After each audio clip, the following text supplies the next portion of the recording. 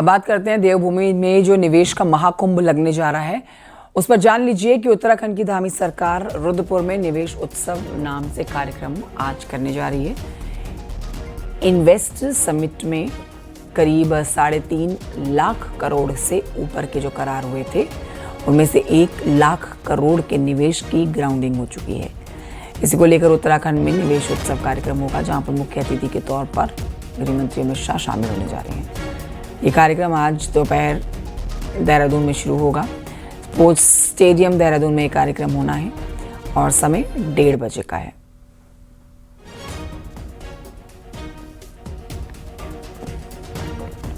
साथ ही आपको ये भी जानकारी दे देते हैं कि विभिन्न कंपनियों के स्टॉल्स को भी देखेंगे गृह मंत्री अमित शाह। इस कार्यक्रम में 3 बड़े उद्योगपति भी संबोधित कर सकते हैं। निवेश उत्सव में कई नए MOUs साइन हो सकते हैं।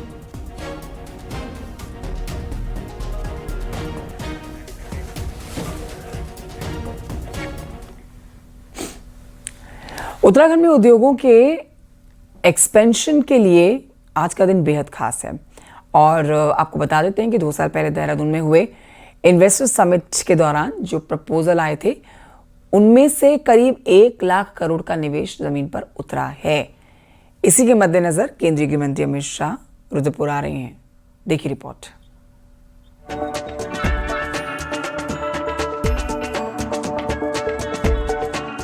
ये उत्तराखंड का इंडस्ट्रियल शहर रुद्रपुर है। 2004 में एनडीए सरकार ने उत्तराखंड को इंडस्ट्रियल पैकेज दिया था, जिसके बाद राज्य में SIDCUL automobiles, fast moving consumer goods, software, manufacturing, cosmetics जैसी इंडस्ट्रीज में बड़ा निवेश आया। रुद्रपुर, पंतनगर, हरिद्वार जिले में सैकड़ों इंडस्ट्रीज आईं। हालांकि इंडस्ट्रियल पैकेज की मियाद खत्म होने के बाद इंडस्ट्रीज की रफ्तार थम गई, लेकिन सीएम पुष्कर सिंह धामी की कोशिशों के बाद इंडस्ट्रियल सेक्टर में फिर से जान आ गई है। 2 साल पहले देहरादून में इन्वेस्टमेंट समिट के दौरान 3.5 लाख करोड़ के जो निवेश प्रपोजल आए थे, उनमें से 1 लाख करोड़ के प्रपोजल जमीन पर उतर रहे हैं। शनिवार को रुद्रपुर में कार्यक्रम है, जिसमें गृह मंत्री अमित शाह भी आ रहे हैं। गृह मंत्री जी इन्वेस्टर ग्लोबल समिट के समापन समारोह में आए थे और उन्होंने उस दिन अपने उद्बोधन में कहा था कि ये समापन नहीं है, ये शुरुआत हो रही है। ये नए उत्तराखंड की शुरुआत हो रही है, डेस्टिनेशन उत्तराखंड की शुरुआत हो रही है। और आज हमें प्रसन्नता है कि आदरणीय गृह मंत्री जी के मार्गदर्शन में, उनकी उपस्थिति में जो 3 चरणों में हमारा 1 लाख करोड़ से अधिक की जो ग्राउंडिंग हो गई है, उसका हम एक उत्सव कर रहे हैं। ये हमारे लिए बहुत प्रेरणा देने वाला है। जानकारों का कहना है कि उत्तराखंड में इंडस्ट्रीज राज्य के लिए रेवेन्यू जनरेट करने के अलावा लोकल रोजगार देने में बड़ा रोल निभा सकती है। साथ ही पहाड़ के स्थानीय उत्पादों को बनाने वाले समूहों का अगर इंडस्ट्रीज से टाई अप हो सके तो ये गेम चेंजर साबित होगा। अगर देखा जाए तो शेड्यूल में इतने मोर देन 300 यूनिट्स यहाँ काम कर रही हैं। इन्वेस्टमेंट, बहुत सारी अपॉर्चुनिटीज हैं यहाँ पर और नई नई कंपनीज यहाँ पर आ रही हैं और ये मेरे को लगता है कि ये बहुत ही सही डायरेक्शंस में गवर्नमेंट का प्लान है और एग्जीक्यूट कर रहे हैं लोग, और जिससे बहुत सारे लोगों को रोजगार मिलेगा। जनपद उधम सिंह नगर में 80,000 महिलाएं जो हमारे साथ कार्य कर रही हैं, उनके द्वारा बनाए गए उत्पादों को एक बेहतर बाजार मिल सके, अच्छा निवेशक उनके उत्पादों को एक अच्छा व्यय करके उनके साथ MOU साइन कर सके कि उनके उत्पादों को कहां तक मार्केट में भेजा जाए। सरकार का प्लान रुद्रपुर के पास गिच्छा में करीब 1000 एकड़ में इंडस्ट्रियल डेवलपमेंट हब जल्द लॉन्च करने का भी है। मैं जहां पर खड़ा हूं, ये पंतनगर का औद्योगिक क्षेत्र है, उधम सिंह नगर जिले में आता है। आज से 2 दशक पहले जब इंडस्ट्रियल रेवोल्यूशन की उत्तराखंड में शुरुआत हुई थी, तब इस क्षेत्र में बहुत सी फैक्ट्रियां आई और यहीं पे तब से काम कर रही हैं। यहाँ न सिर्फ लोगों को रोजगार मिला, उत्तराखंड के लोगों को रोजगार मिला, लेकिन आसपास के जो राज्य हैं, खासकर यूपी के, उनके लोगों को भी रोजगार मिला।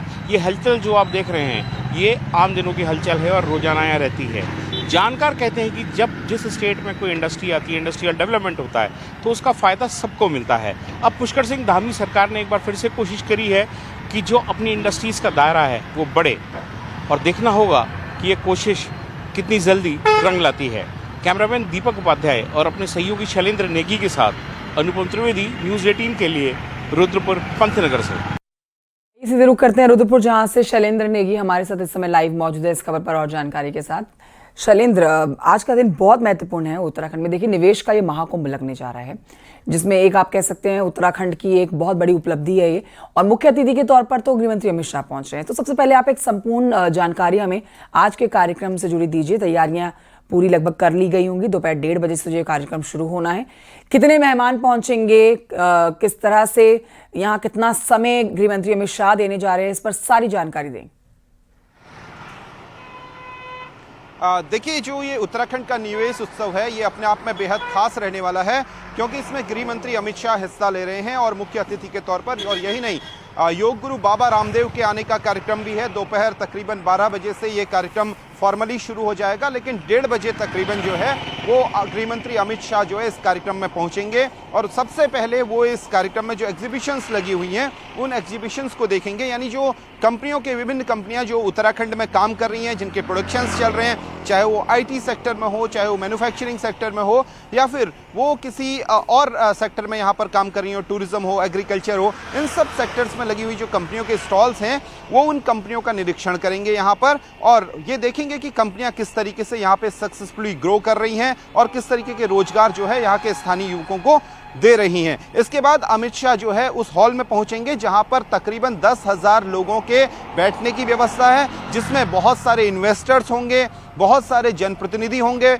और बहुत सारे जो हैं आम लोग होंगे और कंपनियों से जुड़े हुए लोग होंगे जो अमित शाह को सुनेंगे। जो वहां पर टॉप इंडस्ट्रियलिस्ट आ रहे हैं, जो टॉप 3 इंडस्ट्रियलिस्ट का जिक्र हो रहा है, हालांकि उनका नाम का खुलासा सरकार ने नहीं किया, वो सब क्या बोल रहे हैं अमित शाह उन्हें भी सुनेंगे और अंत में उनका संबोधन होगा। क्योंकि मुख्यमंत्री पुष्कर सिंह धामी इस कार्यक्रम में मौजूद रहेंगे, उनका भी संबोधन होना है और विशेष तौर पर मुख्यमंत्री क्या बोलते हैं और गृह मंत्री अमित शाह क्या बोलते हैं, इस पर निगाह रहेगी। क्योंकि साल 2023 में जो सिलसिला शुरू हुआ था इन्वेस्टर समिट का, हालांकि उससे पहले भी इन्वेस्टर समिट शुरू हुए लेकिन वो कंटिन्यू नहीं हो पाए, लेकिन साल 2023 में जो कवायद शुरू की गई उत्तराखंड में, क्योंकि उसका जो पैसे का लक्ष्य रखा गया था, यानी 3.5 लाख करोड़ रुपए के जो निवेश हमारे यहाँ MOU साइन हुए थे, उसमें से 1 लाख करोड़, कोई छोटा मोटा अमाउंट नहीं है, 1 लाख करोड़ का जो है निवेश हुआ है, जिसमें मैन्युफैक्चरिंग सेक्टर, उसके अलावा real estate sector, tourism, agriculture, ये वो सारे सेक्टर हैं, IT सेक्टर, जहां पर जबरदस्त मात्रा में निवेश हुआ।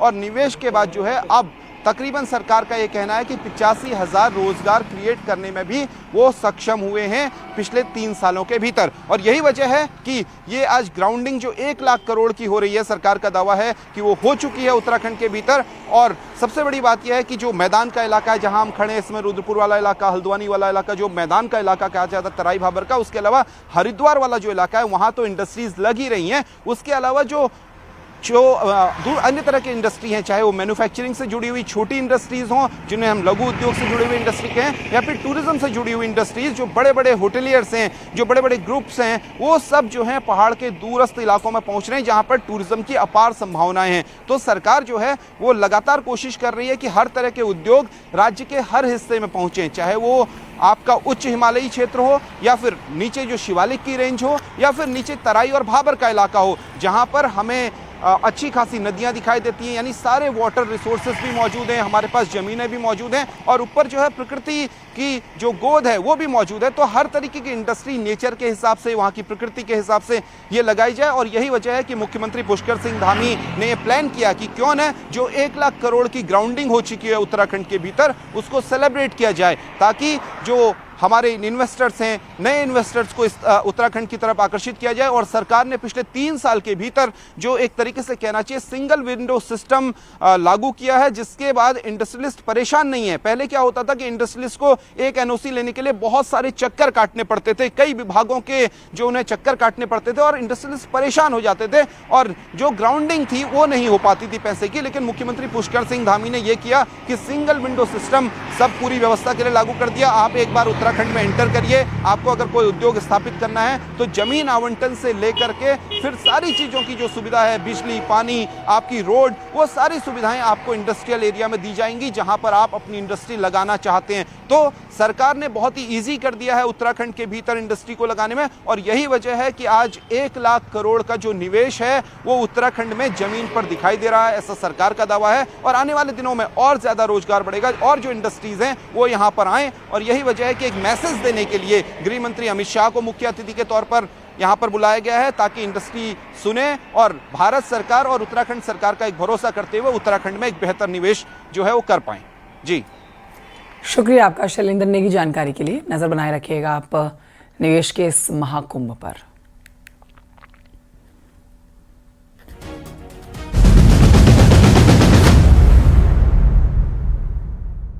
पंचायत चुनाव की बात करेंगे। देखिए, शौचालय घर से दूर होने और जो ड्यूज सर्टिफिकेट्स पर बैंक सचिव के हस्ताक्षर ना होने, इसी आधार पर नामांकन रद्द करने के मामले में निर्वाचन आयोग बैकफुट पर आ गया है।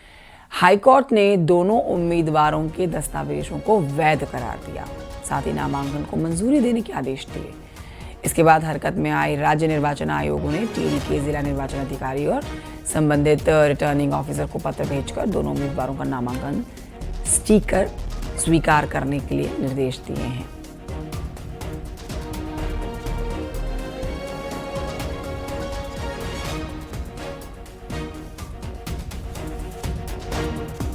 वह भी माननीय उच्च न्यायालय में 532/2025 सीता बनाम स्टेट इलेक्शन कमीशन, इसमें भी आदेश हमें प्राप्त हो गया था। आदेश प्राप्ति उपरांत इस पर भी राज्य निर्वाचन आयोग द्वारा सम्यक विचार उपरांत माननीय न्यायालय के आदेशों का अक्षरशः अनुपालन करने के निर्देश जो हैं जिला निर्वाचन अधिकारी संबंधित रिटर्निंग अफसर को दे दिए गए हैं। मुझे न्यायालय की जीत मिली है, मुझे अपना चुनाव चिन्ह भी मिल गया है। मैं जनता की बीच में जाऊंगी, अपना चुनाव चिन्ह लेकर कप प्लेट और काम करूंगी।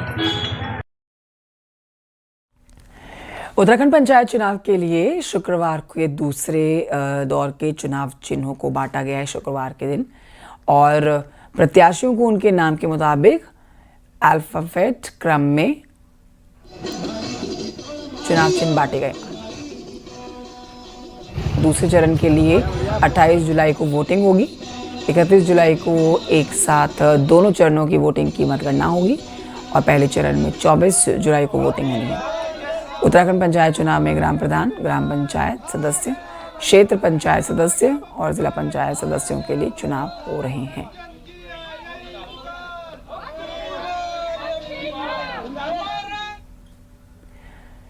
उत्तराखंड में पंचायत चुनाव के सेकंड फेज के लिए चुनाव चिन्ह बांटने का सिलसिला शुरू हो चुका है। प्रत्याशी बड़े, मजेदार और गुदगुदाने वाले चुनाव चिन्ह लेकर अपने लिए वोट मांगते हुए नजर आ रहे हैं। देखिए रिपोर्ट।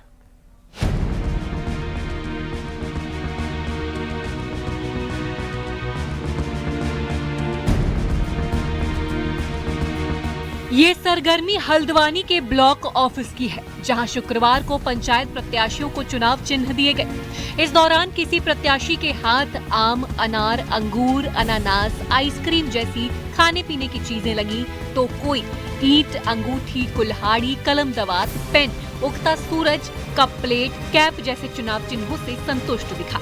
लेकिन इन मजेदार चुनाव चिन्हों को लेकर प्रत्याशियों के अनोखे दावे भी देखने को मिले। मैं पनियाली से चुनाव लड़ रही हूँ। मुझे चुनाव चिन्ह ईंट मिला है और इस चुनाव चिन्ह से मैं बहुत खुश हूँ। बहुत अच्छा है, अपने विरोधियों की ईंट से ईंट बजाऊंगी। ग्राम प्रधान पद के लिए लड़ रही हूँ और मेरा चुनाव चिन्ह आइसक्रीम है।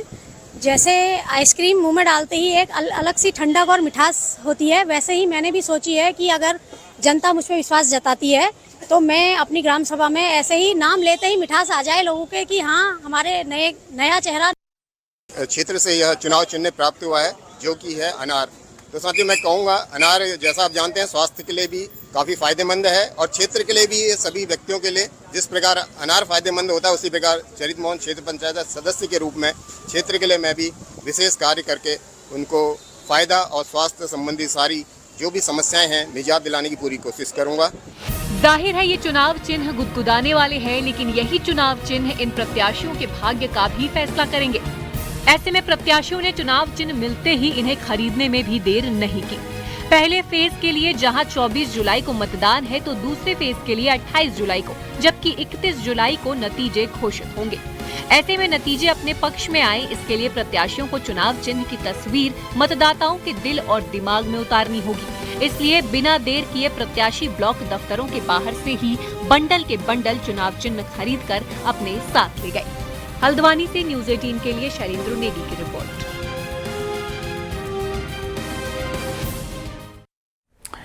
बढ़ते आगे रुड़की की खबर जानिए, जहां पर कांवड़ियों ने फिर से उत्पात मचाया है। जहां पर मंगलौर कोतवाली इलाके में कांवड़ियों ने पुलिस कर्मियों के साथ जमकर मारपीट की। कांवड़ियों का पुलिस के साथ कई मारपीट का वीडियो भी सोशल मीडिया पर वायरल हो गया। डीजे पर कंपटीशन के लिए उकसाना और इस मामले पर मारपीट शुरू कर देना, इसे शांत कराने के लिए पुलिस पहुंची थी और देखिए पुलिस के साथ ही हाथापाई शुरू कर दी गई।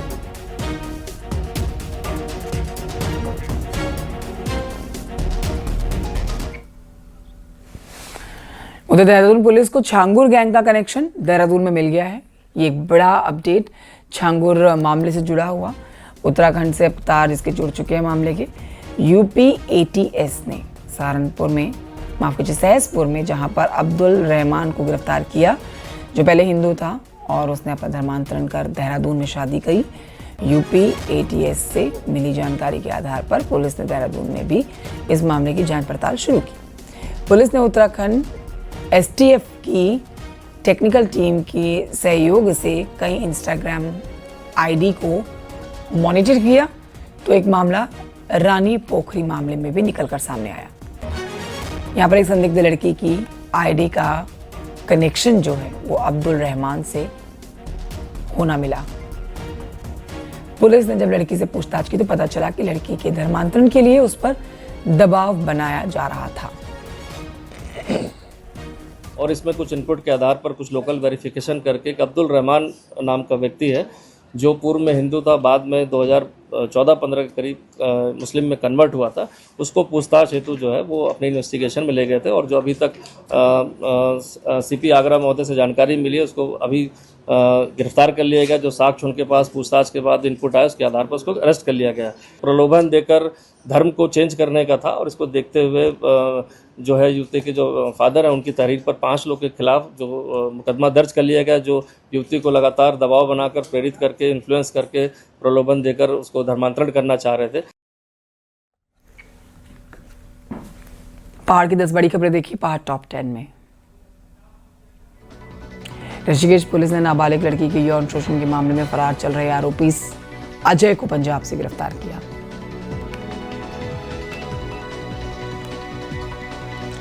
अल्मोड़ा के 11 ब्लॉकों में मॉनसून काल में 1,500 से ज्यादा गर्भवती महिलाओं की डिलीवरी होनी है, जिसके लिए सीएमओ ने आशा और आंगनबाड़ी वर्करों को निर्देश जारी किए। कोटद्वार के शिवपुर, जौनपुर, गाड़ीघाट, इसके अलावा 1 दर्जन से ज़्यादा इलाके जहां पेयजल का संकट है, गंदा पानी सप्लाई किया जा रहा है, जिससे लोग नाराज। पिथौरागढ़ के डीडीहाट के बड़गांव जिला पंचायत सीट पर नरेंद्र सिंह को हाईकोर्ट से चुनाव लड़ने की अनुमति मिल गई है। चंपावत में त्रिस्तरीय पंचायत चुनावों को लेकर अधिकारियों और कर्मचारियों को प्रशिक्षण दिया गया। पोलिंग पार्टियों को मतदान कराने और मतपेटी के बारे में जानकारी दी गई। पंचायत चुनावों को देखते हुए पिथौरागढ़ के जिला निर्वाचन अधिकारी विनोद गोस्वामी कंट्रोल रूम का निरीक्षण करते हुए नजर आए। काशीपुर, फिरोजपुर, मानपुर गांव की नेहा गौतम को भी चुनाव लड़ने की अनुमति कोर्ट से दी गई है। रामनगर पुलिस और एसटीएफ की संयुक्त टीम ने लंबे समय से फरार चल रहे एक शातिर शूटर भगोड़े बदमाश को गिरफ्तार कर लिया। स्वच्छता सर्वेक्षण रैंकिंग में पिथौरागढ़ नगर निगम उत्तराखंड में जहां दूसरा स्थान प्राप्त कर चुका है, तो वहीं देश में 177वीं रैंक मिली है इसे। और विकास नगर के खुशहालपुर के पास में एक डंपर सड़क पर पलट गया। हादसे में बाल डंपर का ड्राइवर बचा।